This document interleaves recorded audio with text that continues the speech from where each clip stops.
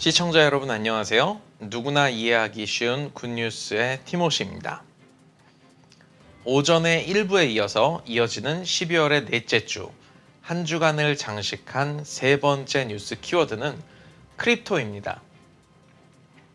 사실 이 크립토라는 단어는 전통적으로 암호를 걸거나 푸는 기술, 즉 크립토그래피를 일컫는 말인데 요즘 관심이 집중되고 있는 크립토커런시를 줄여서 많이들 크립토라고 부르시고 있습니다만 사실은 크립토그래피와 혼동하기 쉬워서 크립토커런시로 부르는 게 맞습니다. 하지만 저는 그 뉴스에 키워드를 넣을 수 있는 글자 수가 짧게 정해져 있다 보니까 그냥 크립토라고 했는데요. 저희 시청자 여러분들께서는 당연히 크립토커런시를 주제로 선정한 것으로 아시리라 믿습니다. 혹시나 이 부분이 거슬리시는 분들께서는 구독과 좋아요로 저의 작업 시간을 조금만 더 확보를 해주시면 제가 조금 더 많은 시간을 뉴스에 할애해서 이제 말로만 그냥 이렇게 설명하는 게 아니라 정확하게 명시해 놓을 수 있는 환경을 만들도록 노력하겠습니다. 크립토커런시 조금 단어가 생소하실 수도 있는데 비트코인이라는 단어를 들으시면 다들 아하 그거 들어봤어 하실 거예요.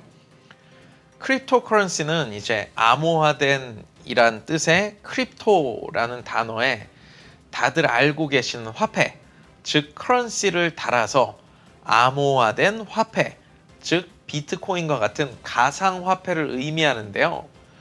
비트코인이 최초의 암호화폐로서 많은 분들에게 알려져 있다 보니까 그냥 크립토커런시라는 말보다는 비트코인이라는 단어가 더 자주 사용되게 된 것이죠. 실제로 비트코인이 가장 핫하게 거래되기도 하고요. 인라인 스케이트를 롤러브레이드, 승합차를 봉고차라고 부르게 된 계기가 비슷한 거죠. 봉고차 정말 오랜만에 들어본다. 이 단어에서 제 나이가 대충 나오네요. 여튼 비트코인이 오늘 제가 뉴스를 만들고 있는 12월 26일 1비트코인당 26,811달러 20센트로 거래가가 책정되어 있습니다. 이 가격은 현재까지 거래된 비트코인의 시세 중에 최고치를 경신한 것인데요. 달러의 세계 장악력과 비트코인의 가치를 위협하는 중국 디지털 위안화가 등장하고 많은 뉴스들이 크립토커런시에 대한 보도들을 쏟아내고 있습니다. CNBC 뉴스는 지난 23일 월스트리트의 많은 회사들이 앞다투어 비트코인 구매에 나서고 있고 지난 9월 이후 3개월 동안 새로운 그룹이 50만 개 이상의 비트코인을 구매한 것으로 조사되었는데 달러로 환산하면 13 빌리언이 좀 넘겠네요. CNBC는 정말 많은 분들이 한동안 유행어였던 그 가자를 외치며 비트코인에 열광적으로 투자를 하다가 열기가 식었다는 단어로 그 아픈 가슴을 대체하겠습니다.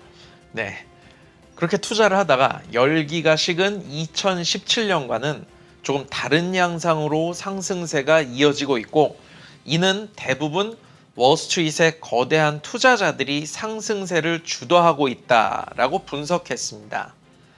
하지만 바로 다음 날인 24일 닥터 둠 그리고 2008년 금융위기를 미리 예측한 것으로 많이들 알고 계시는 그 뉴욕대학교 비즈니스 스턴스쿨의 유명한 경제학자 뉴리엘 루비니 교수가 야후 파이낸스 라이브에 출연을 해서 비트코인을 쉬트코인, 제가 너무 정확한 발음으로 이제 설명을 드리면 심의에 걸릴 수 있으니까 앞에 부분을 조금 길게 발음하겠습니다.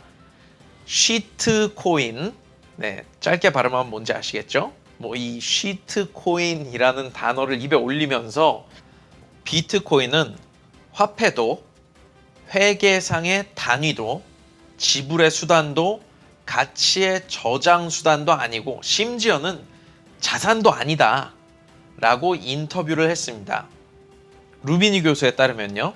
채권, 주식, 부동산, 귀금속, 이런 자산이라고 함은 소득이나 이자 소득 혹은 어떠한 형태의 유용성을 발생시키는데 비트코인은 인컴도 없고 이건 사용할 때도 없고 어떠한 유용성도 발생시키지도 않는 그냥 이도저도 아니다 라고 주장하면서 이는 투기이고 자기 만족적인 상승이며 일부 투기를 조장하는 세력에 의해 전적으로 조작된 것이다 라며 비트코인의 가치 상승 이면에 있는 위선적인 거품이 조만간 꺼질 수 있다는 본인의 예측을 내놓았습니다. 물론 이 루비니 교수는 지금까지 가상화폐에 대해서 아주 부정적인 의견들만 내놓는 대표적인 인물로 알려져 있는데 그래도 2008년 금융위기를 미리 예측해낸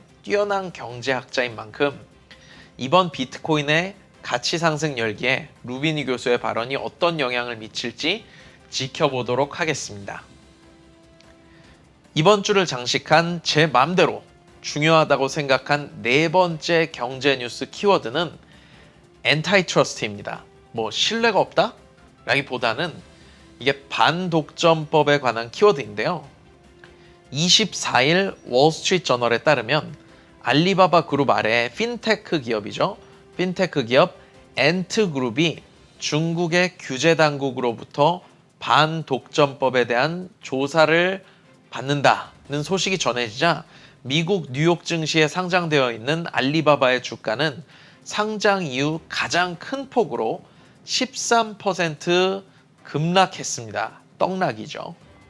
네, 지난 7월 이후 최저치 가격으로 거래를 마감한 알리바바의 잭 마윈 회장이 공개석상에서 중국의 금융 규제의 관행이 이거 구시대적이고 완전 전당포 같다 비난을 했어요.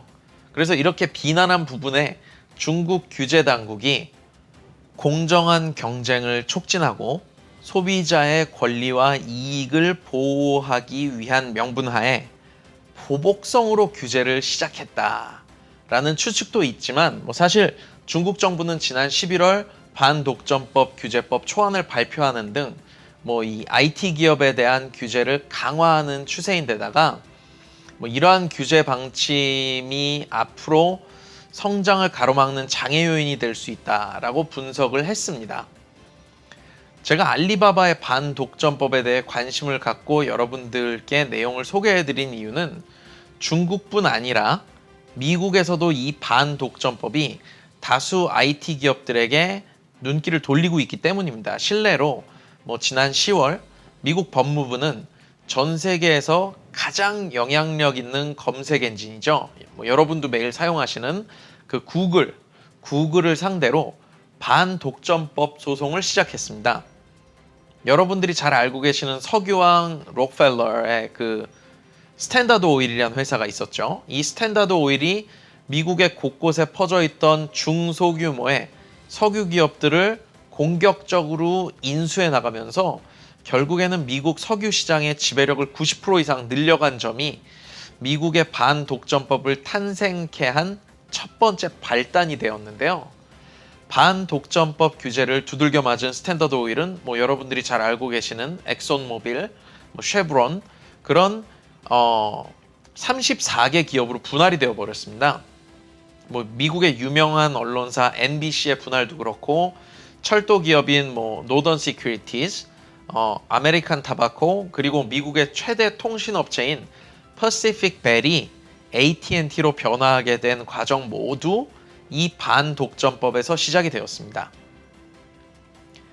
1990년대에는 모두가 알고 있는 미국의 마이크로소프트가 규제 대상에 올라서 기나긴 법정 공방 끝에 기업 분할까지는 되진 않았지만 2002년에 벌금을 물고 빌 게이츠가 CEO 자리에서 물러나게 된 사건도 잘 알고 계실 텐데 미국의 반독점 규제는 석유, 철도와 담배, 이제 통신에 이어 이제는 이 현대 사회의 가장 주요한 산업인 IT와 빅테크까지 규제를 시작하려는 것 같습니다.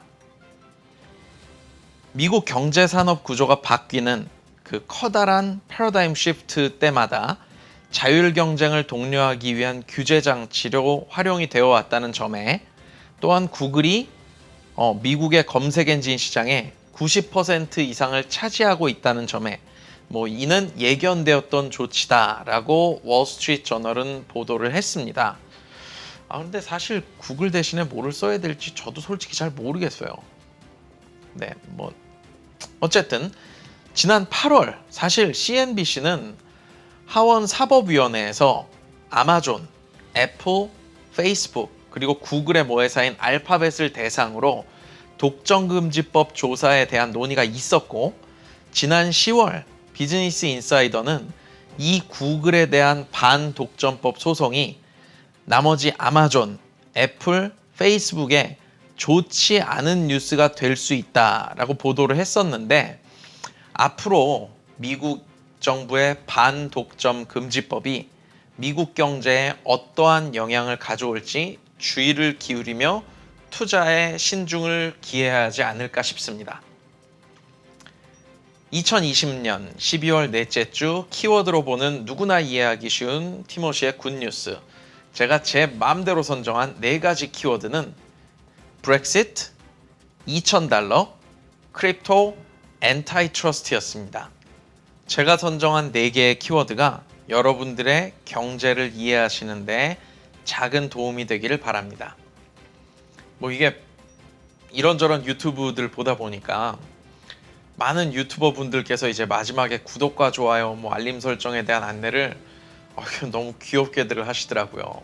근데 그분들과는 다르게 저는 도저히 귀여울 수가 없는 외모라서 연말에 여러분들과 가족들의 그 정서적인 안정과 즐거운 시간을 위해 저는 생략을 하고 내년에 또 다른 키워드들로 찾아뵙도록 하겠습니다.